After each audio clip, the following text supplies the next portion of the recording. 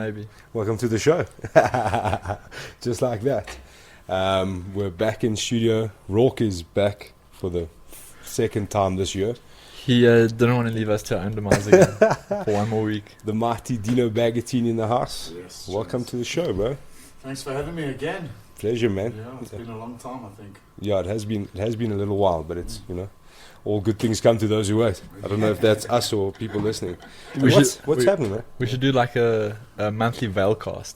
A Veilcast. Yeah. A Vcast. A vlog. A Vcast. Veil-log. If you Google Vcast, you might get something a little bit sketchy. I wouldn't Google Veil log either. I don't know what's gonna come up. I'd leave that be. I did love your Mayor of Edenvale. Yeah, the Mayor of Edenvale. Not wrong though. Close Not to. wrong. Do you remember I was trying to explain to someone the other day, like I remember we spoke quite a while back and I was saying like your marketing center was, I don't even know if you had realized you had done it, but it was genius. You had basically taken like Edenvale and turned it into a brand, because everything that all your sponsors were from Edenvale. It was like Hyundai Edenvale, it was the beer you guys were doing, it was this person, that person, all in Edenvale, which is quite cool. It was quite a cool thing to do. And I was saying, like, if it's youngsters, if you're looking for sponsors, it's such a good place to start. Like, try and find like local businesses and stuff, because if people see you in the area, you know what I mean, it just makes a lot of sense. I thought it was quite cool. Where this game's so cutthroat, sponsors come and go, and I was just like, I'm just going to stick with the people that back me and support me through thick and thin. Win or lose, the sponsors are always there, and like a lot of them are clients and like long term, like just backing me. You know what I'm saying? They appreciate what I'm doing, and the whole of the Veil. Yeah, for sure. So really lucky, but the Veil is the Veil, I suppose. 100%. But obviously, like, there's a lot of looming questions I think that I would want to ask. I'm sure Warren's got a few. Yeah. But the big news that came through was an announcement you're going to face Pietie Coxen, the next UFC card. Just fill us in. What has been happening from your last outing in the UFC to now? Kind of, obviously, we know you were at Brave. Seems Brave went kind of cold. Yeah. For all the South Africans, and now you're back in the fold, and you're one of the guys who's not being summoned to the prelims coming back from Braves.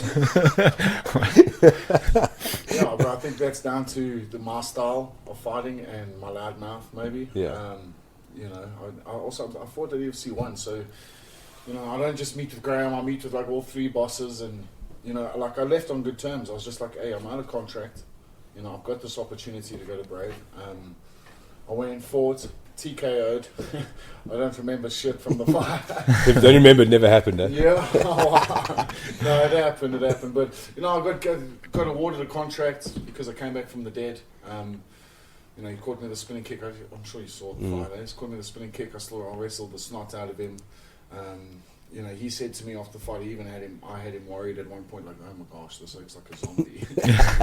I'm not going to be able to put him away. And then I got ordered with a contract, and I thought it was great. So I'd get to travel a bit and fight internationals and earn a bit of cash. And I've been sitting the whole bloody year waiting. And I've also been carrying some injuries. And Jay was like, "Are you ready?" I'm like, "Oh, this niggle and that niggle." And then I was just like, you know what, you guys aren't going to use me. Like, just let me fight locally. Let me get some confidence. And they didn't want to really go for that, and kind of had to like convince him like, I need to make some money. I'm a professional fighter. I'm nearing the end of my career. I just want to fight. And everyone, you guys can all see that in the gym and that. All I want to do is fight. Like I've got, I haven't put a number on it, but like this might be the last fight. It might be the one after that. I don't know. I just know that time is ticking and I'm nearing the end, and like this body's falling apart. Flip, it's falling apart. And it's that 45-minute warm-up routine, boy. It's just not cutting it. Shit. But like I'm in a good space. Like I feel good. My body's in good. Like yes, I'm battling with injuries, and I think all mixed martial artists are battling with injuries throughout their career. But like it's going to be all said and done, man. Let me fight as many as possible. UFC took me back. They put me on the main card. They know I'm going to bring it. And I just said to them, like, use me, keep me busy, make sure I've got fights. clearly I'm not doing it for the money. Yeah. We all know there's no money there, so I'm purely doing it, and that's exactly why I started this fight. This whole thing was never about the money. I started this just because I enjoy fighting and being able to perform on a big stage, and you know, your mates come down and scream for you, and you know, so yeah, that's where I'm at, really. So did Brave offer you any fights at all since the last one? Well, it was the one, and they gave me a 3-fight deal, and I had 2 offers. One I turned down because I was carrying a serious injury. Got over that, and yeah, then it's just like waiting. Like, when are you going to use me? Oh, we'll definitely use you in December when we come back. And I was like, fuck that. Like, oh, get a fight, man. I got to wait the whole year. It's a fight, you know what I'm saying? So, yeah, it was, you know, fighting overseas, really, like, at my age, let's be honest, like, for a few $1,000s, it's not going to really cut it. You know, yes, I'm fighting for less at the UFC, but I've got an opportunity to sell tickets, and that's something I do really well. So if anyone's looking for 25,000 tickets, please. Yeah, come and get them. But yeah, man, I'm nearing the end, man. I'm counting down my days, and I'm really just doing this again because my lighty's adamant he wants to see me fight.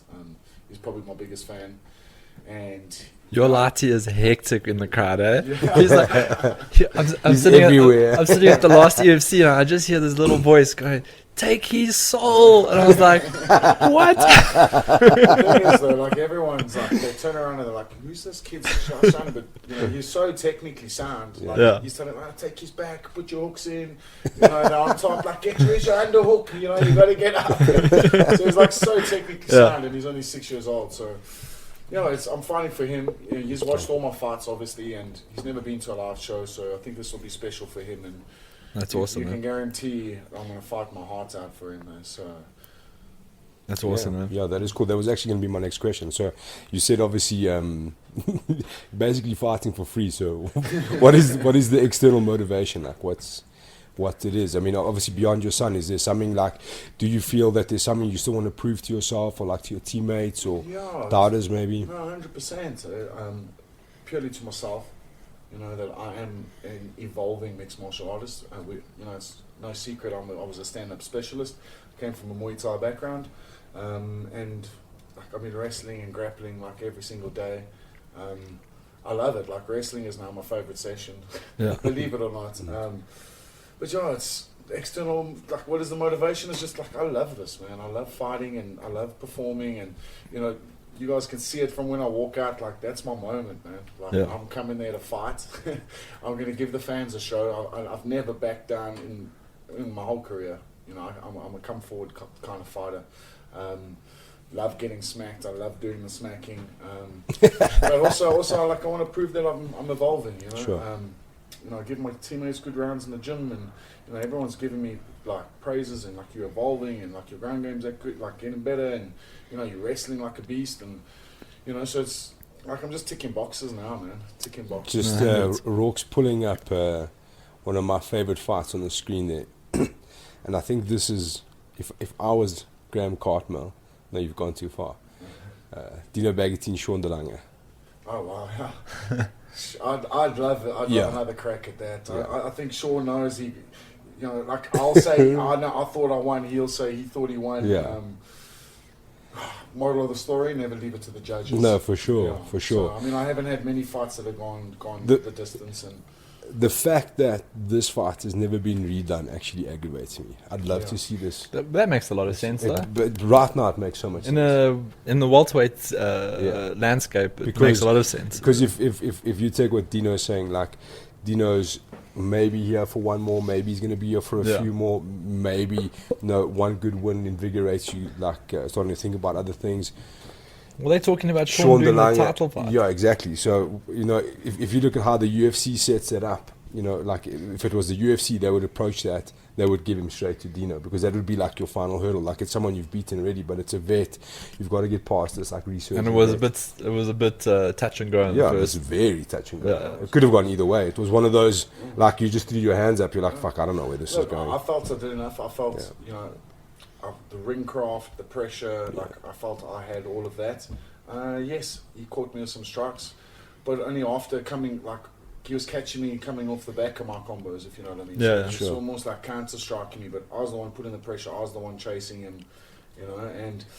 Yeah, it hurt, man. Fuck, it hurt bad. Like, losing like that's like never easy. I'd rather knock me the fuck out than, let me lose on points so close, you know. Yeah. Especially when you think you've won. Especially a split decision, man. Shit. You're standing there thinking, oh, it's going to go my way. And then next thing, they start calling out a score for his name. And you're like, what the fuck's going on here? You know, we embraced each other afterwards. I know he loved that fight. Yeah. You know, I loved that fight. I know he loved it. We embraced each other afterwards. I was like, bro, he's going to go far. You know, I said to him, welcome back. You know, just keep at it. I know he's like taking long breaks from the sport, but he's still really, really young, man. So, Yeah. You know, it was awesome. Like, those are the fights I love, man. Just like digging in, biting down on that gum guard, swinging for the fences. Because then that's what it's all about. And, you know, that's why I'm still doing it. And that's why UFC put me on the main card, because you know that this bloke's going to come there and fight. Yeah. He's not going to come there and put a patter and, you know, The he's going to come there and he's going to try to take your head off. The last guy who came from Brave, they literally had to have the whole card fall apart to get him onto the main card. Sylvester. Yeah. Jesus, that dude. Yes. I felt bad for him because he was winning that fight and like, it was a rookie era, man. Yeah, it was. Yes, he wanted. The thing is, though, you could have finished him a lot earlier. Yeah. I mean, you rocked him and I think he got overzealous and and then the guy went down and just clearly grounded opponent when he stopped him with the chops. It was rough. That was like You should have just screamed "Pride never die" and just gone for it, bro. You should have just gone for it. Just own it. Just embrace it, bro. Like, completely own it. Pride never died. Get the fuck out of here. But man, those are the fights. So once I've got Pietie next. I'm not looking past him. You know, everyone's like, oh, why fight Dino? You know. And then I've read some comments like, these guys are like way past their shelf life. I was like, cool, buy your ticket for the 10th and I'll show you if I'm past my shelf life. So, but like De Lange's there. They offered me Saxon Delafield first up. I was like, hey, let me get back into the swing because I know he's soon to be a contender. I'm pretty sure. But isn't he gone down to lightweight? Oh, has he gone to lightweight? Yeah. Okay. They offered me him at welter, obviously. Yeah. My days of considering to go to light are fucking over. Yeah. I'm in great shape. do Like, that. I'm Don't really do not that. carrying any extra weight. I weighed myself after training the other day. I was 80 kilos. I got like such a fright. I'm like, oh my fuck. I've got to start eating more. It's a good problem to have. That's like we spoke about it like briefly. That's one of my big gripes at the EFC because they're so like clutching for straws in certain weight classes. That's their favorite thing is to take. I mean, we saw like Saxon's last fight was Marcel Els, who had no business being at lightweight for a start. Like, just let him do his thing, because like all you're doing is bring him up. If he wins, then what do you do? Then he's like, okay, cool, I actually just want to go back to featherweight now. Yeah. You're like, well, fuck, then we just wasted our time here. Yeah. Like, what is the point of moving Saxon Delafield to welterweight? It makes no sense. He's just made this mission to get to lightweight. He's on a tear there. Now, why pull him out? Like, okay, cool, it's a non-consequential fight for him, if you think about it, because he's like, okay, cool, I lost to Dino Bagattin in welterweight. It means nothing to me. I'm going back to lightweight. Yeah. But it also it's risky for the guys moving up in the weight class. I mean, you saw Justin Smith getting the loss to Gordon Rudman when he jumped up to middleweight. I mean, that fight should never have happened.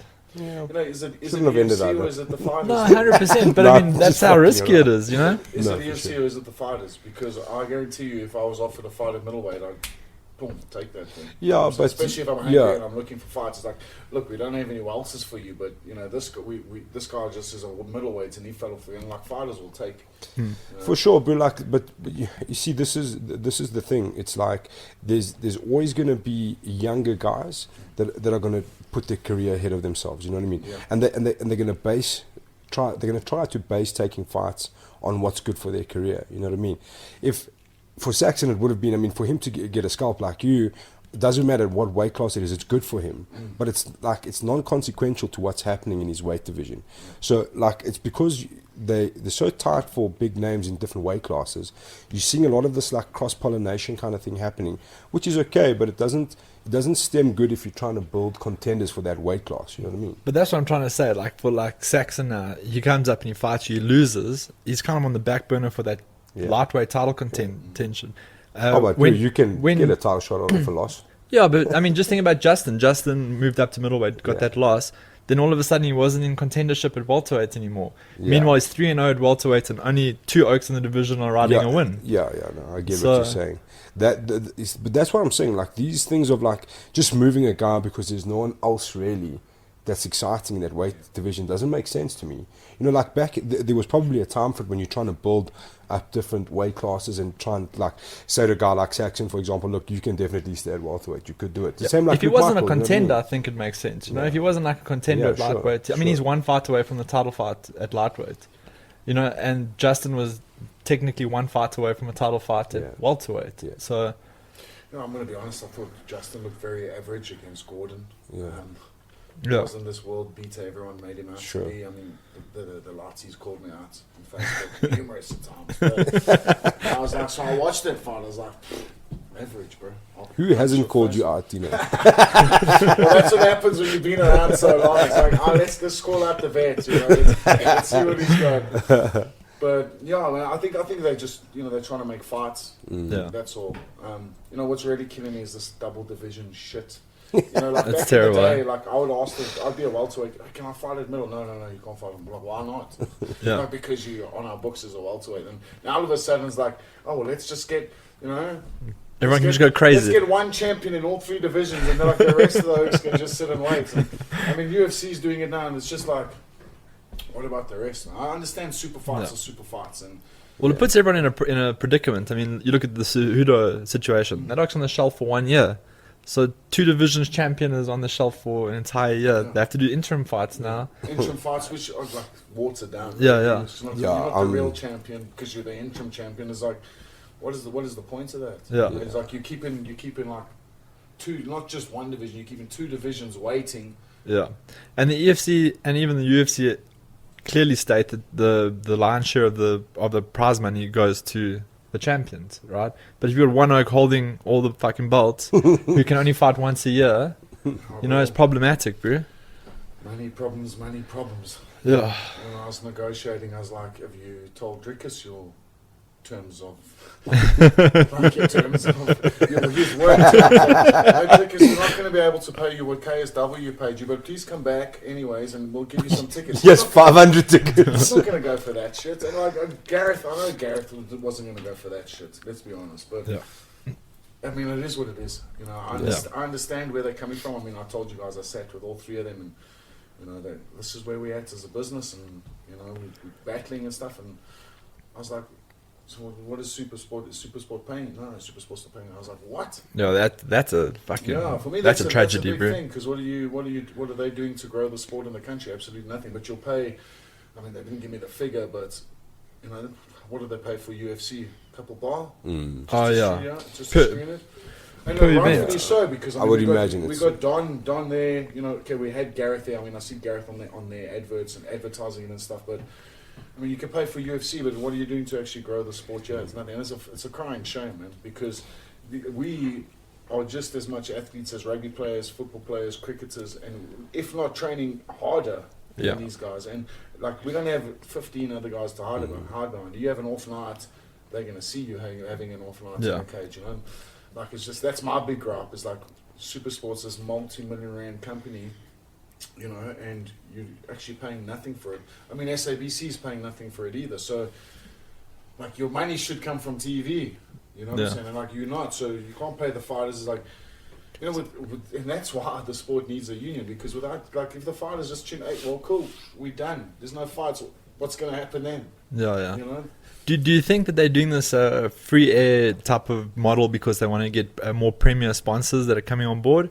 Because I mean, you haven't really seen that on the actual event sponsors and so forth. Personally, I feel like this free airing thing is that they're hoping like some big international company like this. I mean, they're going up all in Africa now. Like some big Nigerian cell provider is going to say, "Hey, like we want to be part of this." So that, you know, so they are looking for that sort of which thing. would be epic for the fighters. I mean, it would be big cash injection. It would be if the fighters actually saw any of the money, because you know they're obviously digging holes. They've got guys that haven't been paid yet.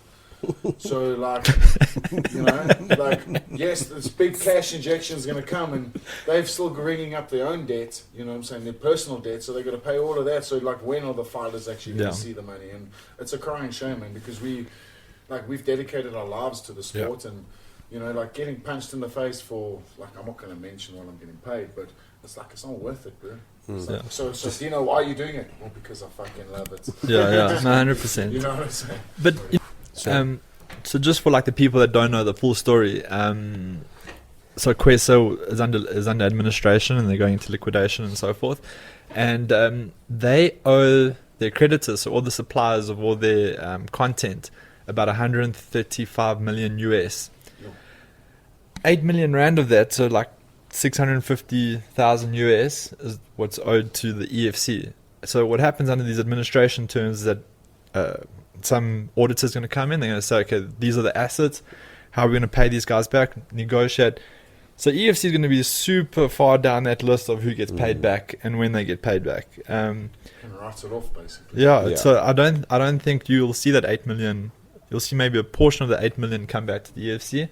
So that's not even like an opportunity for them to like kind of dig themselves out of this situation. No, it's sad, man. I mean, It's super sad. What do we do? Who do we go to? You know, Yeah. do we go to Carte Blanche? Do we Give our Uncle Derek a call. Yeah. Uncle Derek, please, boss. Because everyone's scared of Debbie, bro. One of the look, I don't know if you see, because like I'm always quite invested in the numbers and what they release.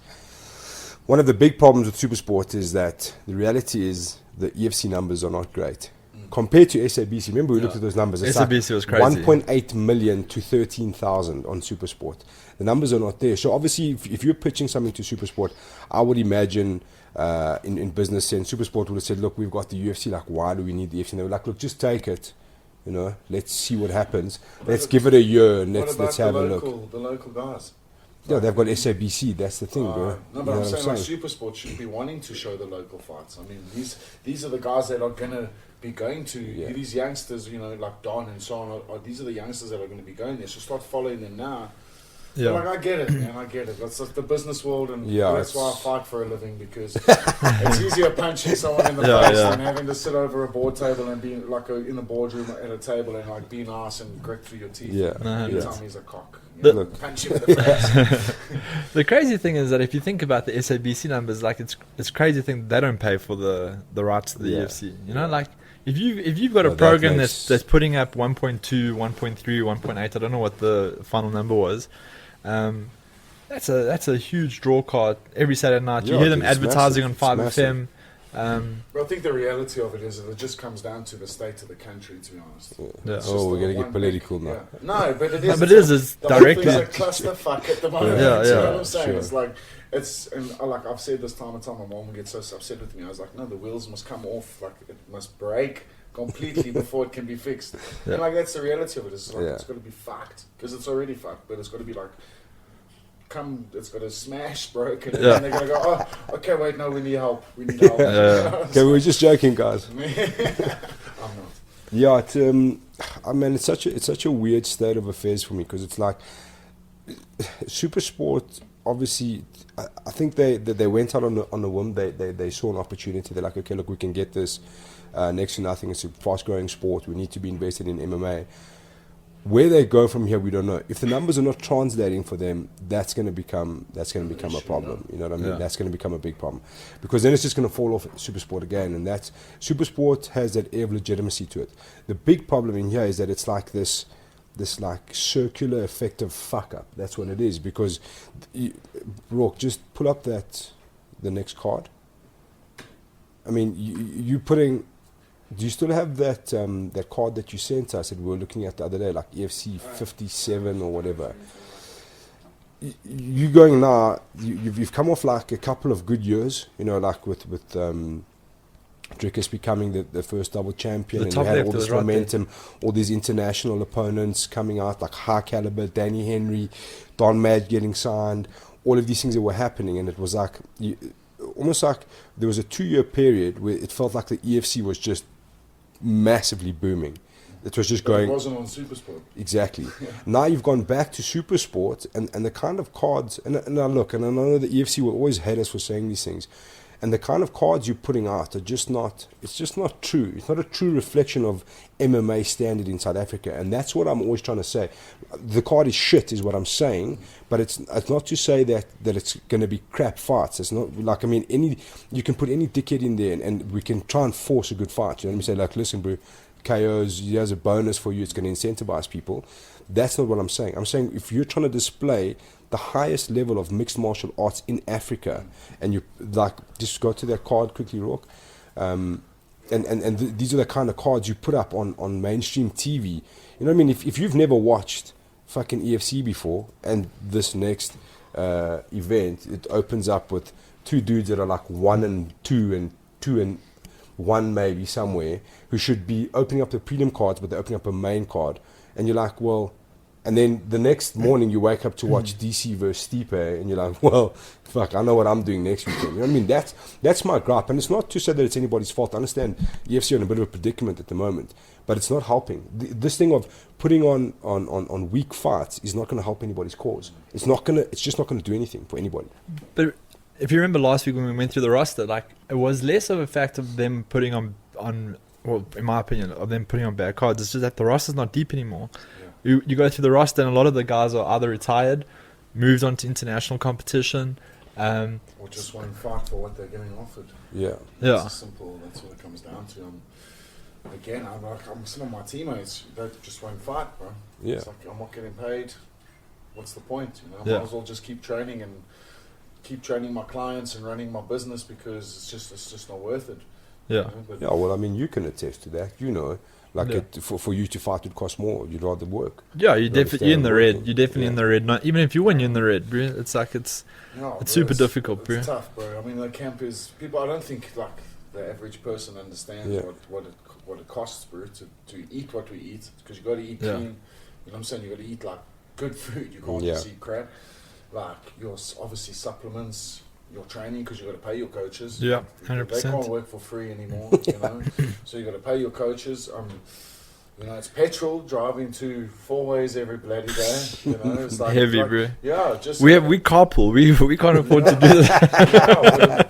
Can't afford the petrol, bro. It's just that it's just to fight. It could cost you like a hell of a lot, and like you want to try to recuperate some of that in your purse, and like you don't really. So we're fighting for the love of it. And No, at what point is it? Is my whole thing is like, what point is this going to change? Like, yeah. you know, like this. So that, like with the rugby, for example, the guys were not paid for many years, and I think it was Francois Pina and them started that union, and then all of a sudden, guys were getting salaries, and you know, now some of the unions, the guys are overpaid, in my opinion. Yeah, you know what I'm yeah. saying, compared to some of the smaller unions, but. No, it's just like, when is it going to change, man? Like, Yeah, you know, I'm sure. myself, like, I see myself as a pioneer of the sport. You know, having fought at EFC One, having fought down in Durban on like events like Fight Force and Fight Club and stuff like that. And it's just, I mean, back then we were doing it for fun, and like the money was just like extra cash, you know. But then EFC came along, and we were all like, oh, this is going to be cool. I'm going to be a professional athlete now. Yeah. You know what I'm saying? And it's just never like we were sold like false hopes and dreams, bro. And that's like for a big like. Few years ago, that was like my big thing. Was like, it sold me down the river. Yeah. And I've invested everything. This has cost me so much, you know, in like my personal life, and it just cost me a lot to do this. And So I mean, you've been there from the beginning. When was the best period for the UFC?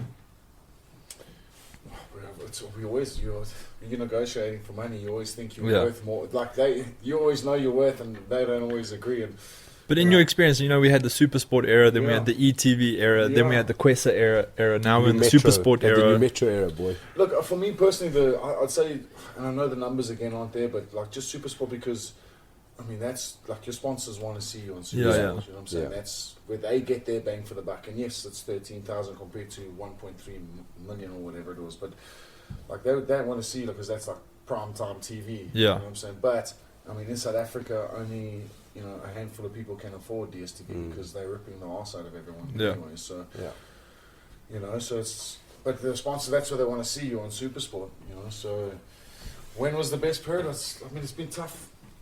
all the time, Yeah. But just when you're on Supersport, your sponsors are happy, and when you're like it's on TV. I mean, I lost a lot of sponsorship now when I signed with Brave because you weren't going to be seen on TV anymore. Yeah. So And the stream was a fucking. I heard the stream was terrible. No one could watch it anyways. Like some people could, some people couldn't.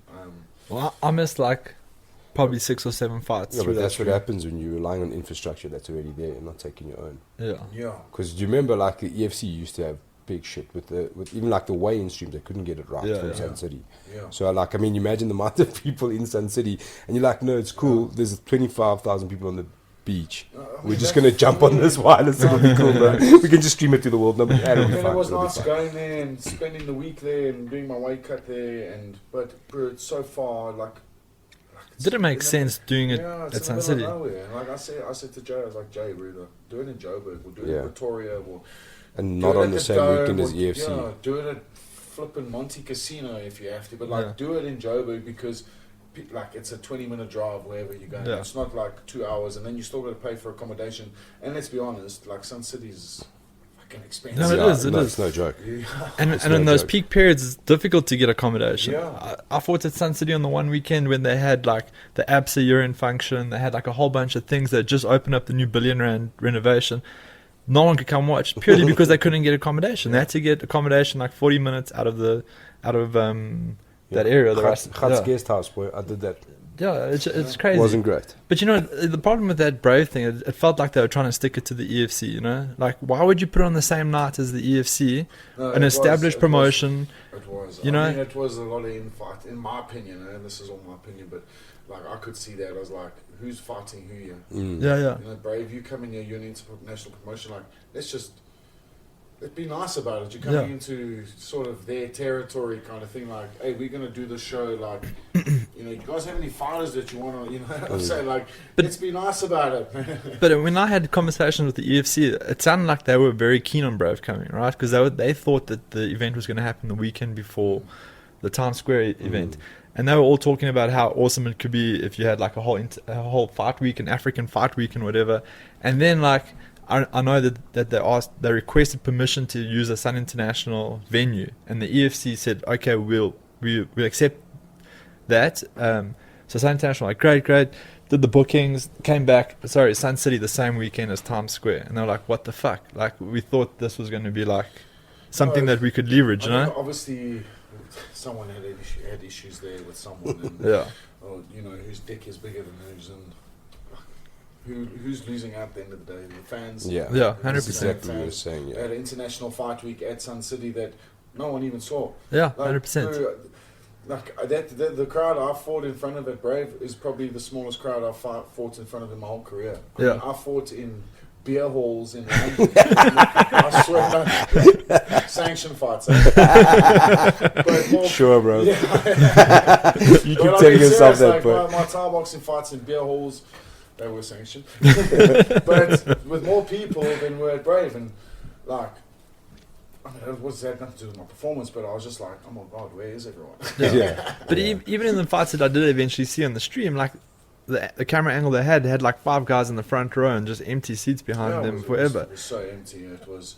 I mean, even then I was like, well, what happened? No, apparently Sun City didn't advertise it, and I was just like, they had that whole grappling comp there that whole weekend. It was like supposed to be this whole big thing. Yeah. Well, then Fight Star was a failure because obviously the cage wasn't ready. So I think any overflow spectators that you would have had from there buggered off back to Joburg. They weren't going to hang around for guys to fight in the morning. The only guys that hung around were the Fight Star guys, boys, or youngsters, or amateurs. That were And not even supposed all of to them, hey? fight, and And not even all of them. Some of them bounced back. Like as soon as they all heard it wasn't happening, they weren't keen to like stay another night. It's just So a difficult, crying bro. shame. It's a crying shame. I mean, smallest crowd I've ever fought in front of, and I had like all these hopes and dreams. Where I'll see my career out, traveling and fighting internationals and earning some dollars, and it was just like, you're gonna use me again in December. Are you fucking joking? Bro? Yeah, no, that's crazy, bro. So, That's crazy. but yeah, I mean, it is what it is. I was chatting to some of the other guys this weekend, and they were saying that the guys that won have obviously been offered more fights with lucrative. The one I know Gareth got like a $3,000 increase. So I mean that's obviously now you're talking like real money to like actually work off.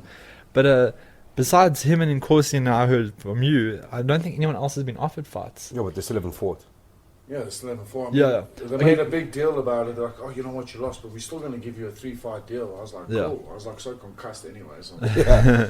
Where do I sign, bro? Cheers, bro. Yeah. But like nothing transpired. So it was just Yeah. like, it was hot. They blew, I feel they blew. Sorry, let me just push this back so you can move back a bit, bro. Yeah, so I just felt like they blew hot air up my ass. Yeah, you yeah. know, make you feel better after you took it like a man. Really. So did they actually physically send you a contract? or- Yeah, I signed a Okay. 3-fight deal. Like, Okay. in the where they had their After you were concussed. Yeah, I'm sure that's not legal. It's like when the tow truck arrives after you've had an accident. Bro. Yeah, speak to this person, it's your insurance. Okay, cool. I haven't been that concussed ever, but I didn't know if I was coming or going. I mean, Martin and Rory were laughing at me. They were staying with me, we were in one room, and they were laughing at me because I was like trying to pack my bag the next morning. Like, I forgot what I was packing my bag, but I forgot that I was packing my bag. I was like, Jeez, okay. but Oh, that's yeah, rough, eh? Yeah, bro. I'll do it all again, to be honest. But So do you think like that was it from Brave? You were just going to be cold-footed until time ran out. There were offers there, you know, but there was nothing, you know. I hadn't seen like a contract, Okay. a fight contract. I mean, Yeah.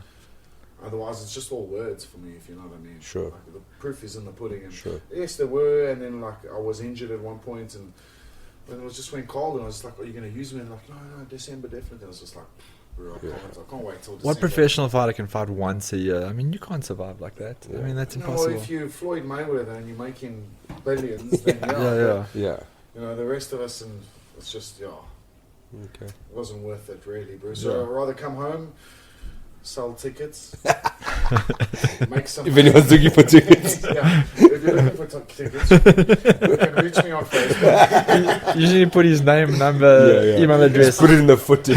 Yeah. Tickets. I mean, look, bro, I've already sold like 60 tickets, bro, and I haven't even Yeah. tried. And that's just clients and like friends.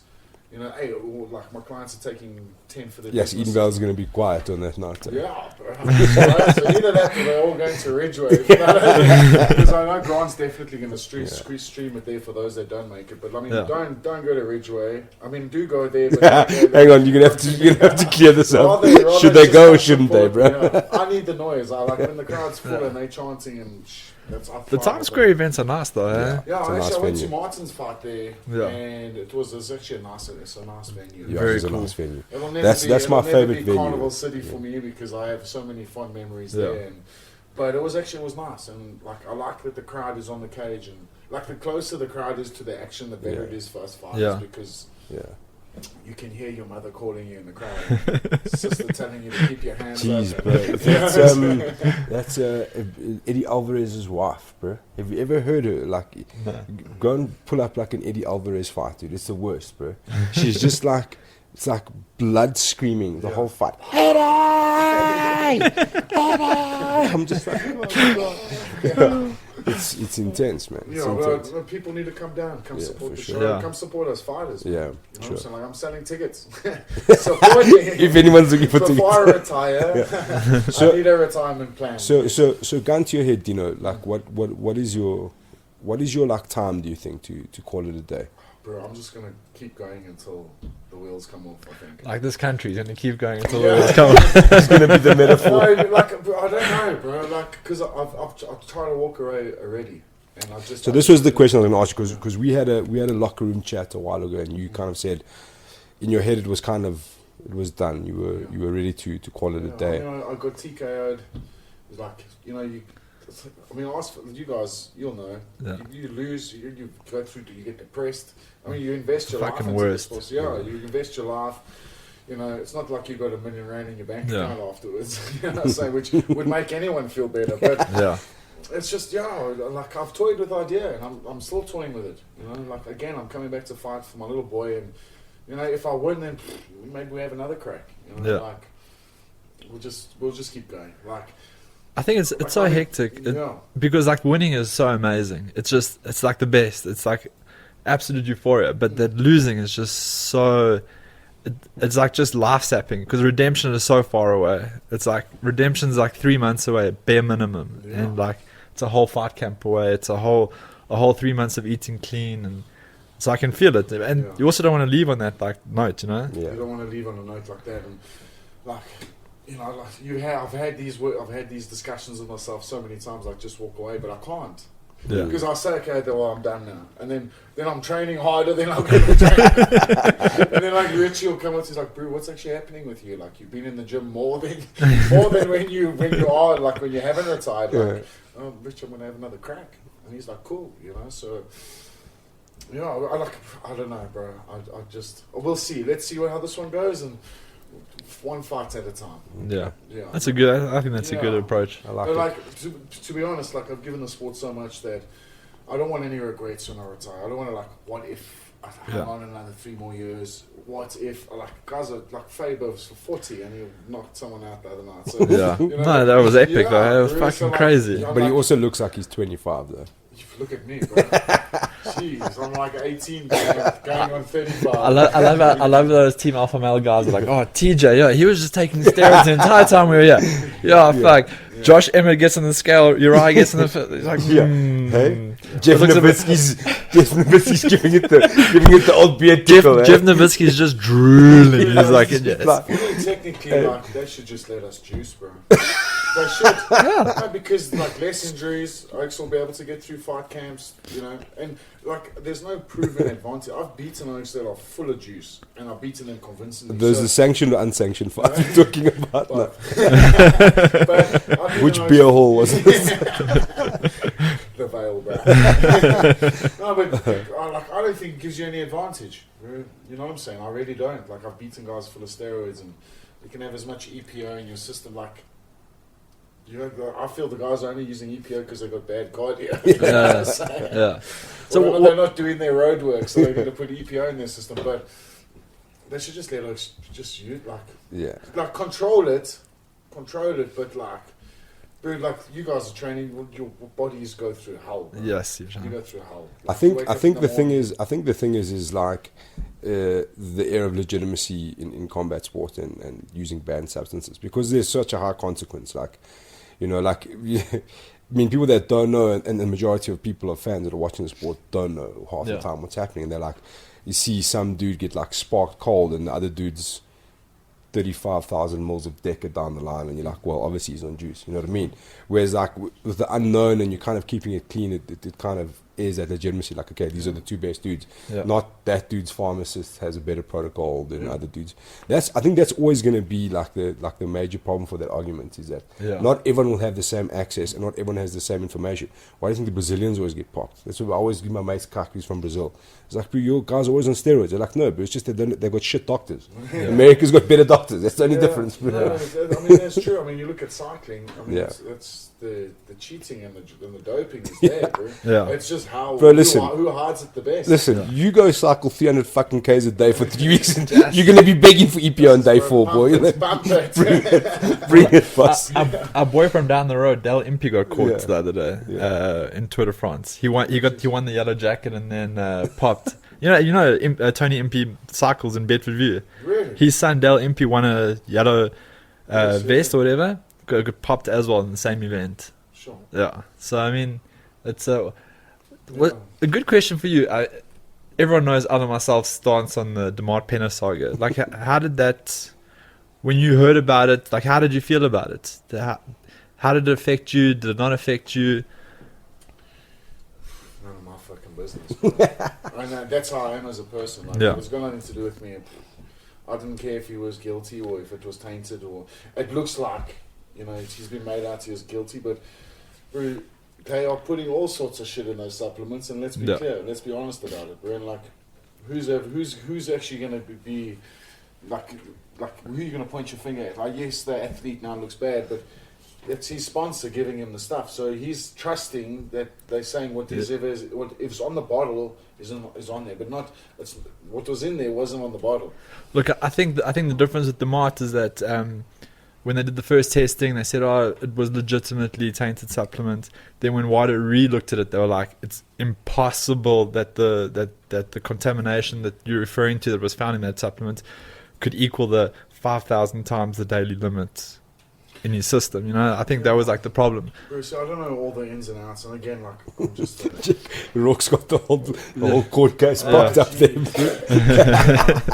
That's too much reading for me at this time, but. Yeah. Listen, is he serving his ban? He's taking it like a man, and then Mark will be back. He's a youngster, and you know he's still got many years in him. And I watch him on Instagram. We friends. We chat now and again. We former teammates. We chat now and again, and like he'll be back. He's still training. He trains like a demon. You know, so you know, once you'll call it once. If it happens again, then maybe I don't know. Yeah. You know, none of my business again. While we're asking questions, obviously you're a guy who's like in that unique stance, who's been around for so long. What and there's obvious frustrations. I mean, that you've given so much to the sport and have realistically not much to show for it besides a lot of good memories and you know, like cool stories to tell and things to show your son and stuff like that, which is all important. So what would be your advice to youngsters coming up now that are like considering, like, you know, do I stick with this rugby stuff or swing the other way and then have a crack at being a professional MMA athlete? Have a plan B. Definitely. I would say is the most important thing. You know, like I was at my former teammate today I was at Adam Pietie today, who's now a physio working for his dad, and like have a plan B, man. Like, yes, invest in your sports and invest in it, and if you love what you do, then do it every single day, because that's what's going to make you happy and make you feel better inside. But just have a plan B. Like, I should have listened to my mom, man. we all have to admit that at some stage, Yeah. bro. I should have listened to her, and she's like, "You can't be a fighter, you fucking crazy. Like, what are you going to do? Like, well, and what happens when it's all over? Like, now it's all over, now what?" In fairness, you had a good go at trying to set things up outside of the cage with Vale and with. Vale really took off, and then we had Vale Brew, and then greed and business, and like shit happens. But you know, no one will ever own Vale. And, you know, that's the point. Like I made many times with my former partners, was that no one can ever own it. It's a community thing, and you know, we just gave them what they wanted. You know, the business was closed down, and like I don't know if one of them's still running it. I think he's still at the markets doing his thing, and cool, because we were paying his rent anyways. Yeah. The money was paid. It came out like the money was paying your rent, so cool. So he's still there. You know, it's a nice little income every month. Pays your rent. I'm happy for you. You know. Yeah. It's something the three of us sat down. And I was like, let's give the people what they want. The Vale is everyone has this thing for the Vale and such a love for it, and like let's just give them we're giving them what's already there. You're just giving them a t-shirt and a cap to wear and a cool beer. You know, the beer was fucking amazing. Like I'll still buy the beer, but you can't get it anymore unless you go to the markets. But I mean, no one can ever own what we have here in the Vale. It's a community thing, and it'll always be that. So it's exactly what it is. And like business is business. Like, you know, Sure. I should have paid more attention to what was going on, and I didn't. And like I learned the hard way. You know, so. Do I have any gripes about it? No, because no one will ever own the Vale. Yeah. You know what I'm saying? Rock, just pull up that 81 fight card, bro. Still waiting to see that. Jesus. 81. Yeah, the next one. That's what I want to talk about, bro. That's where Dino's fighting, if you didn't know, bro. I didn't even know. My son told me today. Hey, so you're fighting at UFC 81? What? What? When is it? I knew it was 80 something, but it was 81. So, was, from 1 to 81, I mean, it's been a great journey. yes, That's 80 epic, eh? events. That's pretty fucking Yeah. crazy. Is there anyone still on the first card that's still active in South African MMA Well, besides Gareth, Gareth, obviously? yeah, I was gonna say, Myself Gareth. and Gareth, I think, are the only See if you can find EFC one day, Rock. Shit, I don't know so that's I'll fantastic never time, man. forget. Like, But I don't know. I've got to see that photo of what I look like at UFC. Skinhead thug. Yeah. you were still training at Quantum Tribe at that stage, right? Yeah, bro, I fought at EFC 1. I didn't even know what jiu-jitsu was, bro. I was just like, hey, I'm going to stand and bang. And What's I mean- that fourth one from the top, bro? Fourth one from the right. So If you go to the What UFC is that? website, the cards are on there. yeah, Past events, actually, UFC I'm 1. dying to see this now. Your fight with Manny De Silva was epic as well. When you sliced up his forehead, like Yeah, schedule. Yeah, I think yeah. I need to actually check with UFC, but I remember them at one point telling me that was the biggest cut that they've had on their books. Yeah. Well, at that time, like I don't know if there's been anything worse, but That was gruesome though. Jeepers, look at this, bro. This actually fought nobody on this card. Yes.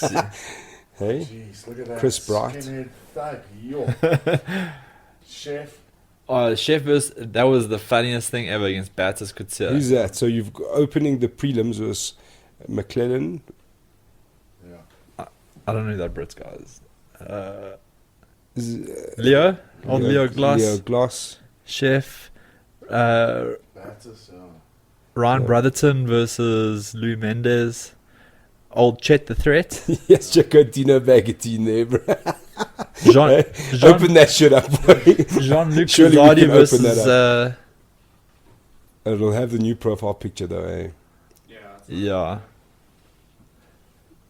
Sure. Do you guys remember Jean-Luc Kazadi? He was the original Congolese savage, bro. He was actually had some flipping decent striking, eh? Yeah, very good striker. I also trained with him at Quantum. Yeah. Like, yeah, he knocked a lot of guys out in sparring. And Yeah. Very, like, So very good timing. so then that's it, eh? What? The last Mohican standing there. No, Or well, Garrett's there, just yeah. fought, yeah. Garrett's, I mean, I don't know if you got him on your show or plan to, but I mean, I'd love to hear his views. You can't retire like that. It's You know, kind of from the press conference. He wasn't. He hinted that it was done though. That Yeah, was but the vibe I got. I also heard from other people that he wasn't done. I heard from other people that he doesn't Look, want to bro, go out like that. Look, bro, you don't want to go out with that, and Gareth's got a fucking pool of sponsors that are obviously making him some pretty decent money. So I don't think he'll. The If the crazy sponsors are there, I don't think he'll be out of No, it too Garrett's quickly. always been very good at marketing himself, and you know, I know Jin, his wife, manages him really well, and you know, like Don't they all, bro? Yeah, hats off to him. Like you know, he's In fairness, I he was think out looking of good. everyone, Yeah. He's made some good money out of all of us. I think he's probably done the best financially out of all of us, and you know, was also champion for a long time, and so you know, like hats off to him. Like he did it really, really well. Yeah. I mean, I should have learned from it, but Yeah, But hindsight. you know, like he didn't look like he was past his sell-by date. He looked Bro, he like, looked I pretty thought He was good. actually looking really good, but bro, when that overhand landed, I saw Brennan's. I saw it coming. If you know, Yeah, it was yeah. set up, and I was like, and then when I looked at Gareth, both his hands were down, and I was just like, oh, this is gonna land. Yeah. This is gonna land flush, and it did, and. You know, like that's how brutal the sport is. Like it only takes one shot. Like Yeah. those gloves are so small, and your hands are wrapped so tight under there. So Yeah, it's like getting hit with a hammer, man. yeah. You know, like Sure. people don't understand that the gloves are actually there just so you don't break your hand. They're Yeah. not there to like protect anyone. Check. No, 100%. Check this fight card. Is this Raw EFC Sport. 2? Yeah, there's a Richie Kwan. Oh, old Rich there on the. I remember that fight. I fought Adam Speechley. Yeah, is That's that the legacy Libber versus McClellan down there? Yeah. Yeah. it is too, eh?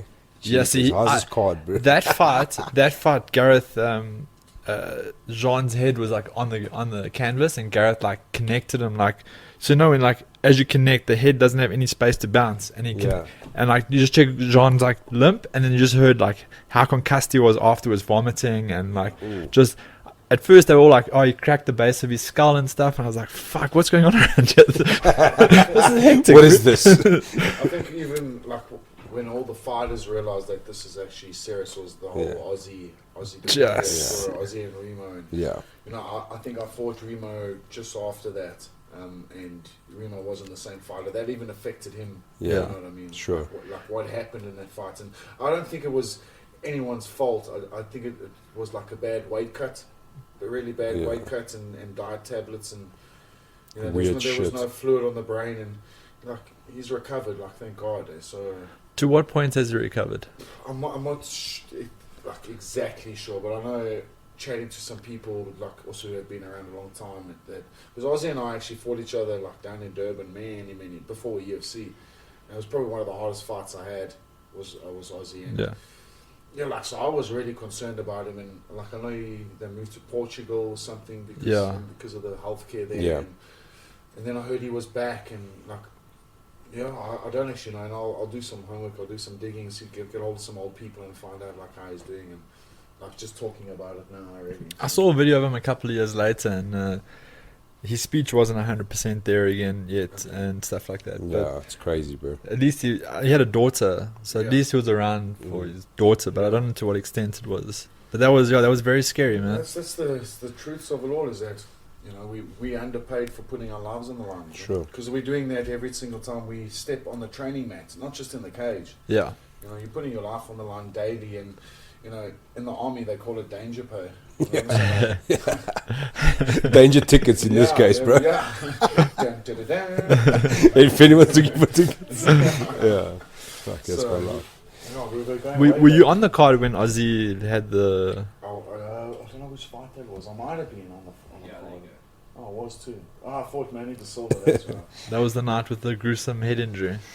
No, Were you there on the night the Butu fight happened? No, I wasn't there. That was super scary, man. Yeah, Like that I was backstage when it was happening. I was warming up one of the fights. I can't remember who was warming up. I just remember someone running into the back and they're like, "Did you guys hear?" And I was like, "What?" And they're like, "No, that guy that Kieran beat. They first said he died backstage." And I was like, "Fuck, what?"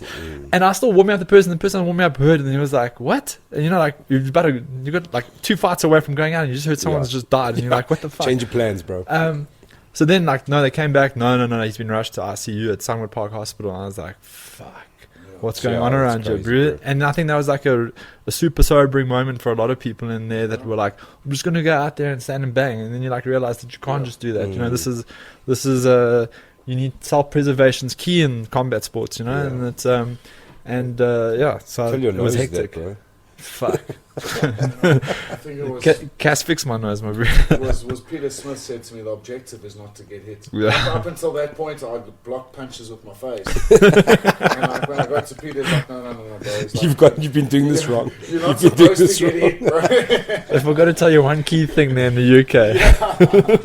No, but that's just the Thai boxing style. Is like you take one for one. Yeah. Makes you flat-footed, and I Jeez. mean, I still love watching Thai fights. Like brutal, they're the most brutal fights you'll ever see. You know, that Dino Bagattin was not allowed near a school. Check it out. Oh, November. It was porn star-ish November going. Settling into welterweight there as well. Sure. Dino, anyway, while we're flicking through all of these things, there was a couple of questions sent through for you. The first one is from Xavier, who has like a profile picture of, I don't know who that is actually. He wants to know, as a coach, who is Dino's greatest student? Some say it's Darren Brett Cohen. Darren's probably been one of my longest students. Yeah. Great boy. I call him my little Jew. Been to his wedding. We're really good friends. He was probably one of my first clients when I got to FFM. My best student would probably be my group of kids that I train. I've got like a solid little team. Yeah, I see it.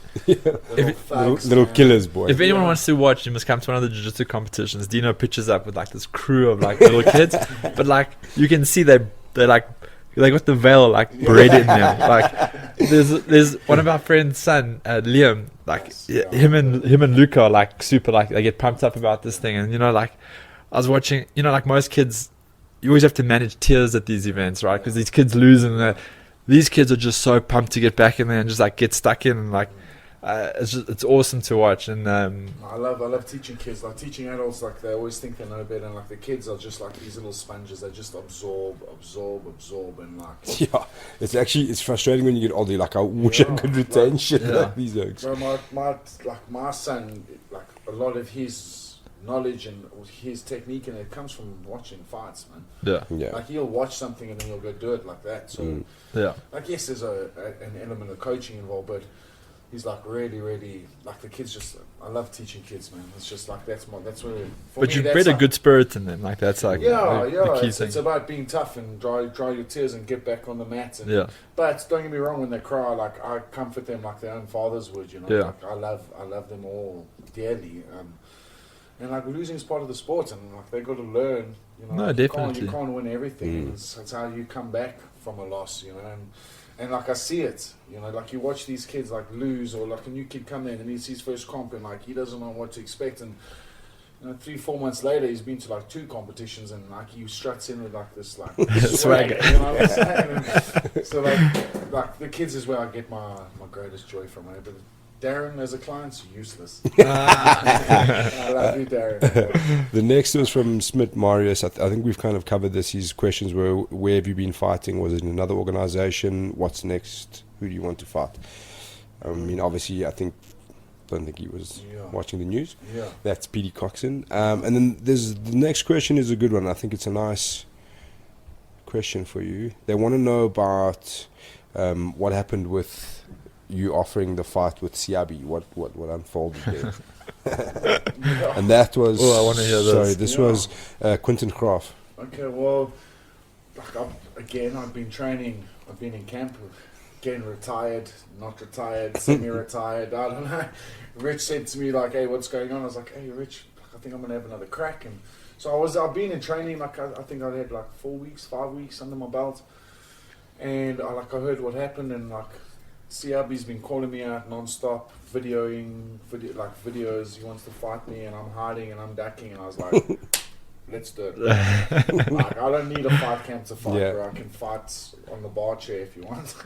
But I was just like, and I've been training. Like I had a couple good sparring sessions, like in the weeks prior to that, and I was just like it's all muscle memory for me, really, man. I just feel like arriving on the night and switching on is like, it's like something that's just been like, it's like a, what's the word I'm looking for? It's just I can just do it. I can do it. I can switch on to fights at any time because of, like when I was younger, like I had all this anxiety and like weeks out and you're grumpy and you're this and that, and like as I got the more experience I realized like I was just expending all this unnecessary energy and panicking about the fight, and like you won't even know I'm fighting now on the nights. I'm like so chilled and so relaxed, and like, so it's just a case of switching it on. That's an amazing place to be, you know, like for people who have never fought before, they don't understand like that anxiety, you know, like it's like a big thing, man.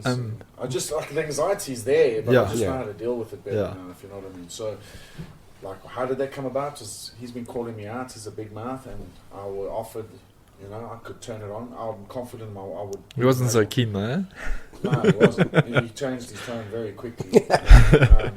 Considering he had a full fight camp and he had done... Yeah, he had a full fight camp. He had not made weight again. Or did he make weight again? No, he missed. Massive miss. Yeah, massive miss again. You know, when Graham interviewed me, I said, like, bin the fucking oak. What is he doing? All he's doing is he's just here for the media. You know what I'm saying? Like, I see him at ENFC and he's always in front of the cameras and this and that. And like, in all fairness to him, and like, I respect this. He came up to me and he said, like, no hard feelings of me calling you out all the time. It's just I respect you as a fighter and a veteran, and you've been around a long time, and I know you'll bring it. And you know, he's also got a bit of I think not a bit, but like a big stand-up background. You know, I mean, he fought out of CRT for many years. Yeah. So, you know, but that's just who I am. I can, if I'm in camp, like I haven't been in camp, but I can just turn it on. I can fight when I need to fight, and like, yes, I probably would have got tired, and I wouldn't have had the best 15 minutes in there, and I don't think it would have gone the full 15, but like, it's 15 minutes, bro. On Friday I sparred 6 5-minute rounds, so and I'm only fighting 3, so and again, I was feeling good. I was just in a good headspace, you know. Like, my headspace has been great, like, as of late, you know. So I know that when it's time to shine and time to turn it on, again, it's going to be all gone soon. So there goes Rourke with the R. Kelly videos again. What the fuck, bro? Can we do one show without you watching R. Kelly music videos? What the fuck's wrong with you? Every time. It would have been great if Conti had taken it. He would have still got a payday. He obviously doesn't need the money.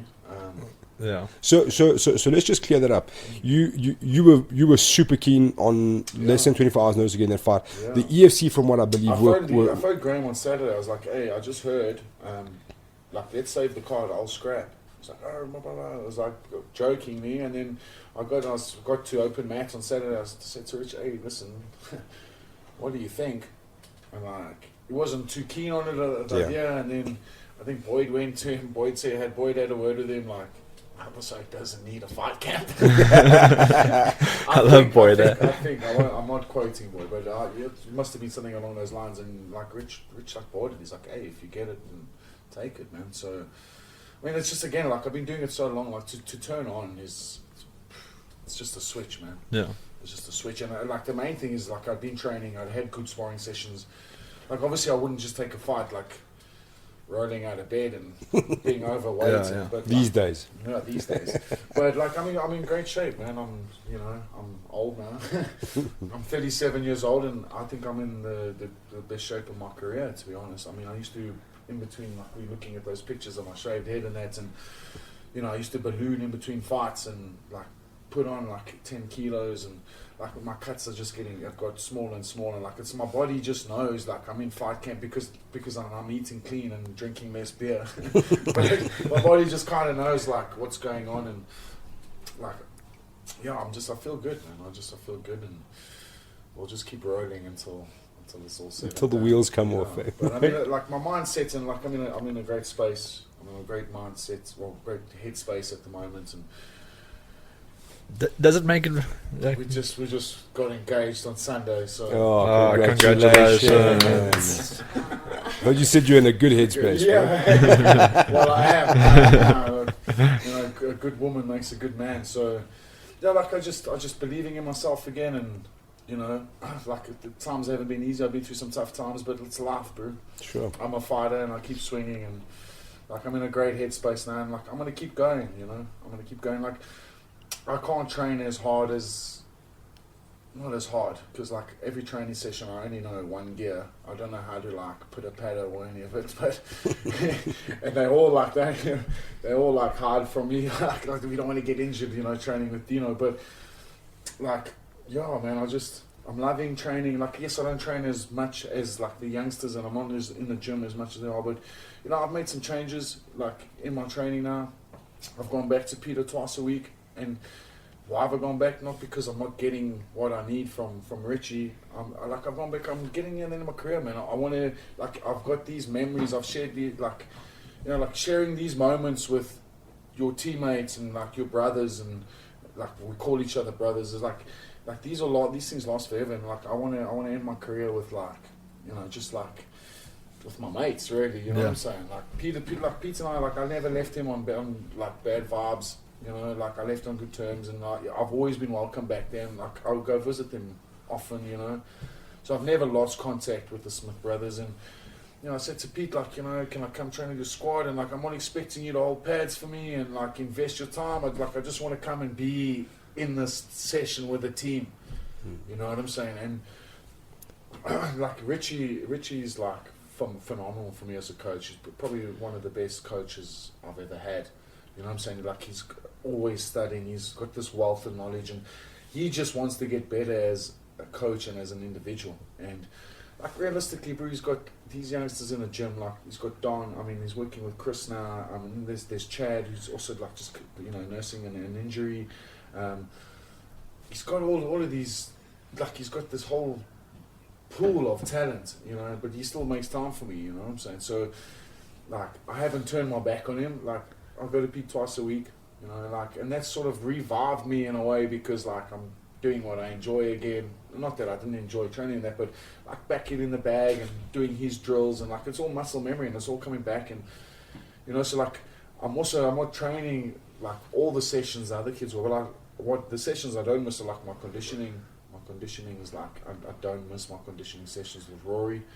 Rory, for me, is probably the best conditioning coach in the country, I believe, for what we do, because he understands our workload. So he knows that him breaking us in that conditioning session is going to do no good, because I've still got another 2 sessions to get to, you know what I'm saying? So he understands that, and, like, he tailors it to what we need, and what we need to get to, if you know what I mean. And also, like, where you're at on that day, like, yeah, like, if you get there and you can see, like, you're limping a bit, because fuck, we're always limping, but, like, he just gauges you, like, where you at, how you feeling, or, like, you know, like, I'm nursing, I don't want to get sick, I've got a bit of a tickle in my throat, so he won't, like, break your immune system that the next day you're in bed and you can't get out of bed. Like, you know, then his nutrition is like top. Like what he's got us eating. He's almost like sick a little bit. Like he's so obsessed with like Yeah. knowing everything about nutrition and but- supplementation and whatever. He's almost got like a little bit of a condition. Like because whenever you speak to him, he's like, "No, fuck. You know that like, That was 6 months ago. Now this is what we're doing now." I mean, a lot of Where you people been, won't bro? know this when you see him, but like he's actually the fucking most intelligent person. Yeah, He's, like, 100%. super bright, super bright. Doesn't have like, okay, he's studying now and stuff, but never had any degrees. He's like, everything he's learnt is through trial and error, bro. Yeah. Well, not trial, I wouldn't say error because he hasn't really made any errors, but No. It's So, like- so it's like he tests on himself. Like That's he'll what I'm about to weight say. cut himself, he'll dehydrate himself down to a weight, and then put his own hydration mix in him to see. And like for me, that's like that's how it should be done. Yeah. You know what Yeah. I'm saying? Like he's obsessed about it. Richie is obsessed yeah, about it. and those are the people you need around you, though. That's the people you need around you. So, like, I just rolling back the years. I want to see my career out, having fun, no regrets. So when I do hang up my gloves and I do walk away, it's like, that's all she wrote. You know what I'm saying? So With the current welterweight landscape, is it more appealing to come back now that like the you know, it looks like you only can be like a fight or two away from getting a massive fight, you know? yeah, jeez, I think they would have offered me one straight away had I wanted that. Yeah. You know what I'm saying? But like, no, I'm not looking past Pietie in no ways. I mean, I know he's going to bring it, and you know, very good boxer. But yeah, man, it's yeah. Come on, I've gone blank. I don't know what I was going to say. But I got sidetracked there. It's that brave consciousness kicking in there. You're But- packing your bags. You're packing. Yeah. No, but I am. I'm under no illusions that like two wins, I'm back in the mix. Even like one more win, like I'll be Yeah. Pietie. Like I could, you know, everyone's calling. I mean, everyone's calling everyone out nowadays. You know what I'm saying? But you know, like the welterweight division knows that Dino's come back. I No, guarantee you that. No, and I guarantee you, no one's like not putting their money on me. If you know what I mean, because 2 wins and I'm back in it. Like I'm confident now. My headspace is right. You know, like I know when I'm in this headspace, like you cannot beat me. I've been in this headspace many times, and I've been in worse headspaces and still got wins. But you know, going back to many years ago, my title fight with Michael, I was in this headspace, and like when I'm this confident and I believe in myself and my ability this much, there's no one that can beat me. Fantastic. Yeah. That's fantastic. On paper, though, you must be the most accomplished welterweight on the current roster, because with the departure of Drinkers, I think you're the only champion that's still ex-champion that's still around, and I mean Temba's been on the back burner for a long time. You know, in retirement, back on, but I mean surely like that's something you definitely. To end my career, winning the belt again, phenomenal. But, and I learned this the last time I was a champion. Being a champion brings you fucking nothing else, bro. Yeah. It doesn't get you a More bigger tickets. paycheck. Yeah. I think they've given me more tickets than any of the other champions, because they were like, oh, we'll give you this many in thousands of rand. I was like, oh, fuck it, I want 100 tickets. Oh, you think you're going to sell 100 tickets? Okay, no, we're going to cap you. I was like, no, I want 100 tickets, because I know I'm going to sell 100 tickets. Yeah. But Well, you're 60 down already. yeah, and They that's better give you without some even more. trying. That's without even trying, and I haven't even put it on all the groups I'm on, like my mate groups, and And I know the 4E group is gonna, the yeah, Four the Elements guys are gonna Four go Elements, crazy. Yeah, the guys of 4 Elements are gonna come support me. But why though? Because everyone knows that like this guy loves to fight, man. He's gonna put on a show, and you know, a lot of people are my friends as well. You know, so I'm a nice guy. I'm a nice guy. I'm a nice guy. You But- wouldn't say so about everyone calling you out, eh? Yeah, I mean, like I think a lot of the guys calling me out is more just to get themselves noticed and recognised, and like I understand that, and you know that's why I've been so quiet on the call outs. You know, Justin Smith, Conrad CRB until recently, but you know hopefully he gets bitten now because I can't watch that anymore. That poor scale gets fucked up every time he gets on it. I mean, what has the scale done? Nothing, bro. Oh, man. No, bro, it's just, it's going to be all said and done, and, like, I don't want any more regrets. Well, I don't want regrets when it's finished. And, like, if the belt comes around, it does. But, like, realistically, it's not going to get me any more sponsors. like, oh, we're gonna support this. Like, it's not. It's fucking not. I know Yeah. it's not. It got me nothing but headaches when I had the belt. Then I got knocked out after that. Technically, I should have never fought for Depot. I wasn't cleared by the doctor to fight. It was another Luke Michaels incident. I could have walked away that night. Yeah. But this, again, that's not my character, bro. My exact words, and I quoted my favourite line out of Braveheart was, well, I didn't get all dressed up for nothing. So let's fucking do this. But yeah, man, it's... So you don't regret it even the slightest. So you're happy you walked out that night? Yeah, I'm happy, and like, bro... Like, I missed him with a 1-2 that could have put him on his ass. He caught me, it was a flash right, it was his right hook. Yeah. It was a southpaw. And he caught me coming in, and like, I don't think I was doing too bad up until that point. And like, I found out now afterwards, like, I hadn't even started kicking that fuck knee of his yet. But I mean, it's the game, bro. You get knocked out, and like, I could have walked away like a little girl while the doctor said I can't fight. Like, Yeah.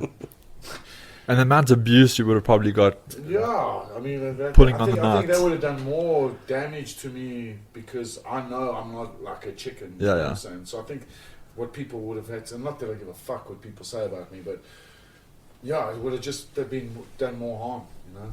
Yeah. So except I got knocked out, and it wasn't even a bad knockout, you know what I'm saying? There would be more justice done, like if I face palmed the canvas. I would have felt better about it. I watched it, I was like, bro, what the hell is that? You like went down in stages, like, don't hit me. Yeah, bro, I mean, if the belt comes around again, going back to that, cool, man. Yeah. I'll fight again. You never know. Someone gets injured and Dino phones Graham and says, I'm your man. Yeah. You know what I'm saying? No, 100%. And I'll come out there and I'll give 100%. You know what I'm saying? So I mean, it's like a weird situation because the next fight's Timber Luke, and either way, however it pans out, you've got history with both of them as being former teammates and current teammates, and it's like a weird situation. But let's say Timber gets there, is that like a fight you would like to have, or is it like something you'd rather avoid? No, bro. This is what I do. Yeah. It doesn't matter who. I mean, do you have a deep friendship with him, or? No, Timber and I are mates. Like, Bro, see can him you just on get the circle spoon so you can stir his pot? No, listen, bro. Timber and I are mates. Timber and I have fought each other on the mat on plenty of occasions when we were teammates. That's what I like about Timber is he's a fucking animal, and he doesn't back down. And we got into many scraps where we earned each other's respect on the mat. So yeah, I know he'll train if it does happen, he'll train his arse off, as I would, because we know what we're getting ourselves into already. You know what I'm saying? If Luke gets it, bro, Adam Speechy was champion for a long time, and I sat and waited for my turn. You know what I'm saying? And he was the man who came back and avenged my loss to Vadipo for me. So by beating him, That was a phenomenal fight, eh? And coming back and regaining that title, which I was happy for him. And, and I can't believe, me and him had this chat today. Like, when I walk away, I want to walk away. He said that's exactly how it should be. Like, no regrets. He has no regrets. He knows he made the right decision. The crazy thing is he's still so young. Like, people forget how young that Adam is. It's because he was doing it when he was a teenager, bro. Yeah. Like, I remember watching him fight Jeremy. We were talking about the other day. Yeah, bro. So I was at that fight as well, and but Adam's Adam, man. He's really a phenomenal person. He's a good person inside and out, and he's walked his path, man. He walks his path barefoot most days. I think it's now only now that Robinson Crusoe. I think it's only now that he's working for his father that his dad makes him put shoes on. They probably just keep them shoes there in his size. Eh? They just wait. They're like, listen, bro, hit door number 2, get the fucking pair of shoes on. I've always been very fond of him. You know what I'm saying? He's awesome. We fought each other at EFC too, so. When I joined Peter, I thought there would be but it was never like that. He welcomed me with opening arms, and then we were grappling partners at Attila too. So, when I told you guys, my first couple of UFC fights, bro, I don't know what ground game was, bro. It's I haven't been hit yet, but and then you learn. You know what I'm saying? When I fought Adam, was my first fight at welterweight as well. I think I cut 10 kilos. Jeez, it. Yeah, they nearly didn't let me fight because they thought I was going to die. I was that gaunt and they carried me to the scale. It was. Jeez. Was it that fight that made you realize you need some jiu-jitsu? Or No, it made me realize that I need to watch my diet, learn how to cut weight properly, and then also learn some jiu-jitsu. do you guys remember when you used to go to the dome and you had to go around the back, and then they had that security boom that you had at the back to get backstage? And I remember the one time I arrived and Adam arrived at the same time. We were trying to get through the back security for backstage. And they like tell Adam to take his duffel bag and open it because it's going off on the sensors. And he opens it, and it's like an old pair of like grappling shorts and this fucking like thick chain. That's all that's in the bag. And I look at him, Adam, what are you doing, bro? He's like, no, this is my strength and conditioning. And he had no shoes on. He had no shoes on. He looked like he had just walked out of a Psytrance festival, bro. I was like, what's going on, bro? Adam. That's ads for you. Yeah. But I mean, genuine person. I mean, Awesome, his man. dad's like looked after me my whole career. Yeah. You know, my injuries and the Speechley family, you could say, and like that practice of theirs are the unsung heroes of the sport. I mean, you guys, you should go there and you see how many fighters actually go. I mean, okay, not just fighters, football players, cricketers, sprinters, netballers, gymnasts, like. No, they're like But they all have money to pay for their sessions. Us fighters don't. And I don't know how. He just does it because he knows this. He knows the sport, like where the sport's at, and like they've fixed so many guys, man. Yeah. So many guys. and often guys is fighting each other, like going to the same people, getting rehabbed, and Well, yeah, exactly. Yeah. Man, exactly. So, I mean, they're the unsung heroes of my it's eyes. unfortunate though, because They're- only the fighters know Yeah. about them. It's like, and how much they've given back to Yeah. the sports over the years, and from the beginning. Not even like people think recently, but from way back when. From the start, yeah, man. So, yeah, I mean, that's just, again, that's where it's at. And, it's South Africa for you. If you don't have medical aid, unfortunately, you've got to pay for everything. And unless you're fortunate enough to know someone like Evan Speechley, who is like, hey, come here, let's fix it, because he is actually a fan of the sport. He actually enjoys the sport. Yeah. And he knows what obviously with his son training and what his son puts in, and he knows, and he values it, and he understands it, and different sides of the world. He's treating these cricketers who are he goes to the guys who are playing the IPL and earning millions, earning millions, and then he's treating these MMA fighters who train harder than cricketers, in my opinion, earning fucking nothing. And he's like, you know what, just let me just come. And there'll be times where I haven't seen him for a few weeks. I've been nursing this injury, and he messaged me. He's like, hey bro, did you find a new physio, and what the fuck did they do, and can they give me some pointers, because if I haven't seen you, so it must be better, you know what I'm saying? It's like, no, I've been managing it like you said, and I saw him today, and it's really nice. I said to him hey bro, I'm getting tickets. I'll give you some tickets. Please come support the fight. Maybe it spurs something in him too. Because he can turn back the clock. If he wants to, he's young enough to. So, is he training at all anymore? He's got his own little setup in Wanderers. Oh yes, I saw that with Troy. Hey. Yeah, with Troy. So he's got his own little setup. So he's still involved in the sport. He's going to come and have I told him today, I'm doing a few sessions at Pete, and he's like, hey, I'm gonna come as well. I was like, hey, that'll be awesome. He's like, it'll be cool to just walk that path again, if you know what I mean. Yeah. So. Is he done? I don't know. I think he's also maybe him coming to watch me fight will spur him on, because for me it'll be great, because I thought he was he's a phenomenal grappler. You know what I'm saying? And his stand up over the years just got better and better for someone who had no striking at all. He was a really awkward striker as it is. You know what I'm saying? And there's not many. Was it the Martin fight where he finally displayed that he had a bit of boxing in him, and he was like, I seem to remember that. Against Martin, So Mart's also a legend, eh? But that's the thing. You just start talking about all these people, the legends of the welterweight division was the division, and the curse of the belt. If anyone remembers it, it was no one could hold it for 2 fights, and then I think Dave eventually did it. Dave did it, sure. But Martin's in my eyes, he's my idol in the sport, locally, I should say, because. I was fighting in Durban, he was mainlining the cards and knocking Oaks the fuck out, and he's still doing that, you know what I'm saying? So, well, we were training the other day, and I was going with him, I was like thinking back at the end of the session, it was a hard session, and he was like as fresh as Don in them, and I was like, I was just thinking to myself, this oak was at the highest level before the EFC even it was in existence. We used to do, I fought on a card with him at like Fight Force, like before the EFC, and like I was like super down the undercard, and he was the main event, you know, like it was Martin van Staden. Everyone's like, fuck Martin van Staden, you know, like. Got a lot of respect for him. He's a good person. Like he is the epitome of an athlete. He eats clean all the time. He trains insane. You know, he's my favorite training partner because me and him can go at it full tilt without like knocking each other out or cutting each other. Or although his Instagram post the other day says otherwise. Mark's like all like bashed up. That was a bad day for him. So I promise you that most of the days, like I'm on the receiving end. But I mean, most of that was Don anyway. But Don's scary, like Marty, like my favorite training partner. He trains hard. He pushes me really well. And like, you know, we also fought each other. But we just like that was a good fight actually. Yeah, he like didn't he break your nose and then like he kind of got you in the dash choke, and then I just remember you could see you like just swallowing blood, like choking on blood. Yeah, I was choking on blood. I think that's why I tapped, because I was choking. That's on blood. great. They should actually make that the advert. Yeah, it was tight. No, it was tight. That was a great fight, though. A good fight. Went back and forth, and I don't think anyone had the upper hand until he got the sub. But yeah.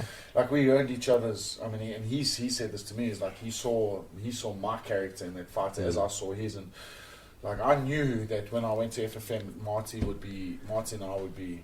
Like we'd become Chinas because of our characters, and like our love for the game, and like our love for just we share love for fighting and kicking ass. Integral, changing subject, bro. What is that? The goat battle there? Open that up, bro. I want to see that, bro.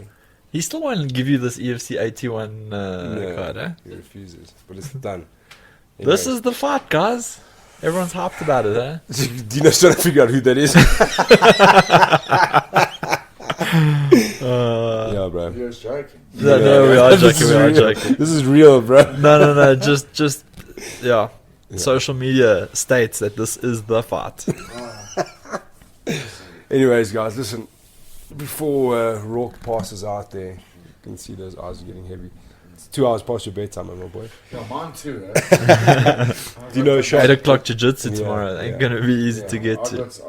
I don't do the Tuesday mornings for me. I got conditioning, which is my go-to. So Marty and I condition tomorrow morning, and then we're gonna wrestle after. So I'll probably see you guys at wrestling. No, we religiously avoid the wrestling session. No, I'm joking. I can only do one session a day, and my love is jiu-jitsu, so I try and prioritize the jiu-jitsu session. He's scared of wrestling. Listen to him. Oh, this like bitches about his shoulder from wrestling. Oh, I hurt my shoulder in wrestling.